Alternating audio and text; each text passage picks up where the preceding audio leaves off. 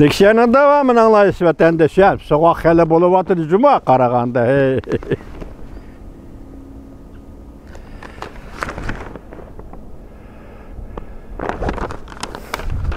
Yukarı leksiyanın davamı. Yakında Demokratlar Partisi'nin daisi Özbekistan'da parlament başlığı Qadirov milletçilik bayrağını ve Rusiyanın O'rta Asiyada qul qilganligini marka qilib ko'tarib chiqib, saylamda 5% bilan ovozga erishib, 3-o'rindagi nomzod bo'lib qoldi. Bu ish har qaysi taraflarning diqqatini qo'zg'adi. O'xshashla O'zbekiston parlamentining muavin parlament boshlig'i hisoblangan Qadirov saylam jarayonida Sovetlar Ittifoqining bayrog'ini tanqidlab, ishg'oliyatchining bayrog'i dedi. Bu bayroq Sovetlar Ittifoqi siyosiy hokimiyatining O'zbekiston ziyolilari sahosini va O'zbekning ata avlodini bostirib, qizil qonga bo'yalgan bayroqdir dedi. Qadirov mundaq ko'rsatdi.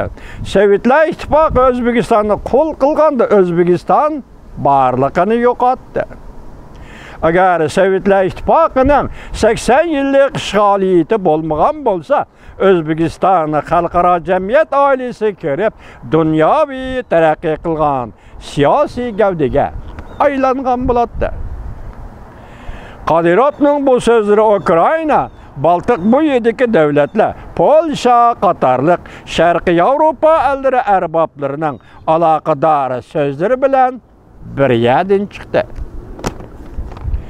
Qadirov Sovet Bolsheviklar partiyasining ideologiyasi inson tabiatiga va tabiiy qonuniyatlarga xilof edi dedi. Diniy e'tiqod, iqtisodiy tijorat, millat, til va an'anaviy qimmat qarashlarimizga xilof edi deb tanqidlab, bunda xiloflik qilish Sovetlar hukmronlik qilgan davlatlarda hozir o'z asliga qaytish masalasiga aylanib qoldi. Qadirov mundaq ko'rsatdi. Agar Rossiyaning oktyabr inqilobi bo'lmagan bo'lsa, Rossiya ko'p bo'lganda Germaniyachilik davlat bo'lib qolgan bo'ladi. Rossiya allaqachon taraqqiy qilgan Yevropa davlatlarining qatoriga o'tgan bo'ladi.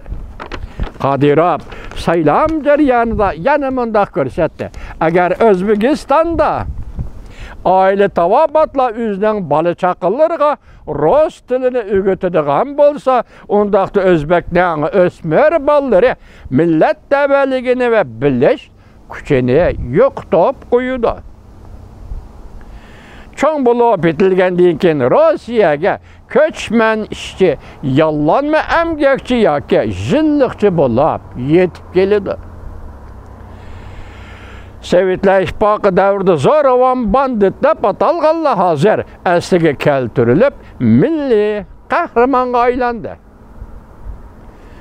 O'zbekiston Oliy sud kollegiyasi 8-oyning 25-kuni qaror chiqarib, 20-asrning 20-30-yillarda 100 nafardan ortiq sovetlarning Qizil armiyasiga qarshilik ko'rsatgan, Sovetlarning O'zbekistonga hukmronlik qilishiga qarshi turgan, jumladan bosmachilar harakatining daisi Ibrohim Beg Akimbayev boshliq bo'lgan armiya Bolsheviklar Qizil armiyasi bilan urush qilgan.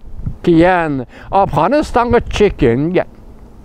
Bolsheviklar armiyasi Afg'onistonga kirib, u rahbarlik qilgan armiyani tarmar qilgan. Ibrohim Beg Akimbayev 1931-yil 6-oyda Tojikistonda qo'lga tushgan. Shu yili 8-oyning 31-kuni O'zbekistonning poytaxti Tashkent shahrida Rossiya Qizil armiyasi tarafidan o'lim jazosi berilgan.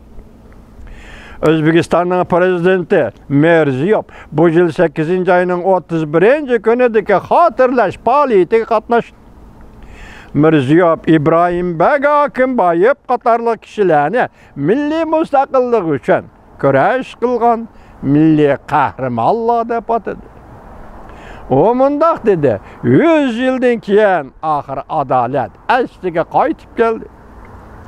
Asliga keltirishni davomlashtiramiz.